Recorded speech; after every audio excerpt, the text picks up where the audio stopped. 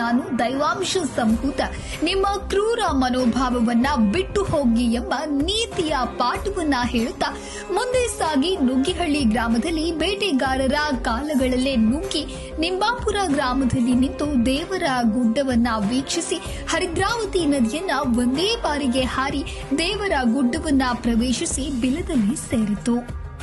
ಈ ಉಡವನ್ನ ಬೇಟೆಯಾಡಲೇಬೇಕೆಂದು ಬೇಟೆಗಾರರು ಬಿಲವನ್ನ ಅಗೆಯಲು ಪ್ರಾರಂಭಿಸಿದ್ರು.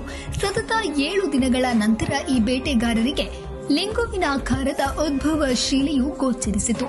ಈ ಉದ್ಭವ ಮೂರ್ತಿಯು ಹರಿಹರರ ರೂಪುರೇಖೆಗಳನ್ನು ಒಳಗೊಂಡ ಚೈತ್ರ ಶುದ್ಧ ಪೂರ್ಣಿಮಾ ಚಿತ್ತ ನಕ್ಷತ್ರದ ದಿನದಂದು ಉದ್ಭವವಾಯಿತು.